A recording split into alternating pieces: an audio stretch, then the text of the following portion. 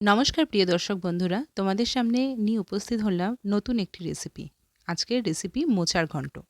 প্রথমেই দেখো, মোচাগুলোকে ছোট ছোট করে কেটে নিয়ে আমরা একটু সেদ্ধ করে নেব।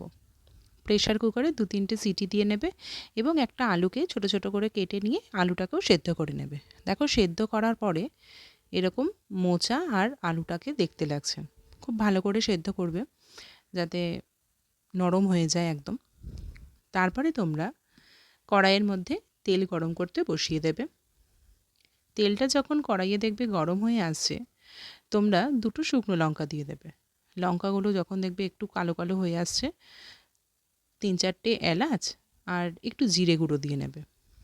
তারপরে তোমরা 3-4টে তেজপাতা দিয়ে নিলে আর সামান্য একটু আদা কুচি দিয়ে দেবে। এবার তোমরা সেদ্ধ করে রাখা যে মোচা আর আলুটা ছিল সেটা তেলটার মধ্যে ভালো করে মিশিয়ে নেবে। তারপরে তোমরা ভাজতে থাকবে এবং সেদ্ধ হওয়ার জন্য অপেক্ষা করবে। এবার তোমরা আন্দাজ মতো একটু হলুদ দিয়ে দাও আর আন্দাজ মতো একটু নুন দিয়ে দাও। তারপরে তোমরা আরেকটু ভালো করে ভেজে নাও। যতক্ষণ পর্যন্ত না দেখবে একটু নরম হয়ে আসছে, ততক্ষণ তোমরা খুন্তি দিয়ে নাড়তে থাকবে।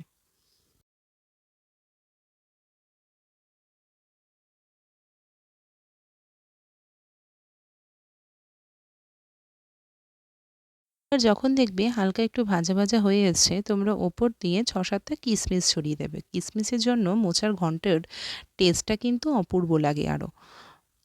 এবার আরেকটু ভালো করে তোমরা নাড়িয়ে নেবে খুন্তি দিয়ে এবং আরেকটু ভালো করে তোমরা সেদ্ধ করে নেবে এবং সম্পূর্ণ সেদ্ধ হওয়া পর্যন্ত তোমরা অপেক্ষা করবে।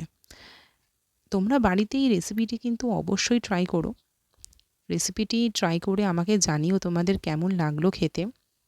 আশা করি ভালোই লাগবে। তোমরা গরম গরম ভাতের সঙ্গেও খেতে পারো, রুটির সঙ্গেও খেতে পারো।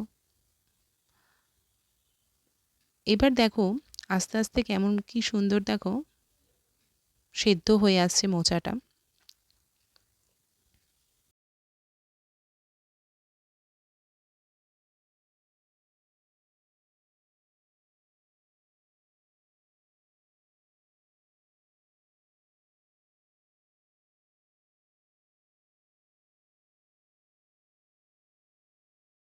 এবার যেই দেখবে মোচাটা প্রায় সেদ্ধ হয়েই এসছে, তখন তোমরা উপর দিয়ে হালকা একটু চিনি ছড়িয়ে দেবে। বেশি দেবে না, অল্প একটু দেবে। তারপরে এই দেখতে থাকো যে মোচার কালারটা ঠিক এরকম এসছে। তারপরে তোমরা সামান্য একটু ঘি দিতে পারো। তোমরা চাইলে এরপর থেকে একটু গরম মশলাও দিতে পারো। আমরা এখানে গরম মশলা দিইনি। এবার দেখো কি সুন্দর মা রান্না করছেন। আমি তো গন্ধটা পাচ্ছি, আমার তো খুব সুন্দর লাগছে। তোমরা গন্ধটা উপভোগ করতে পারছো না। বাড়িতে তোমরা চেষ্টা করো।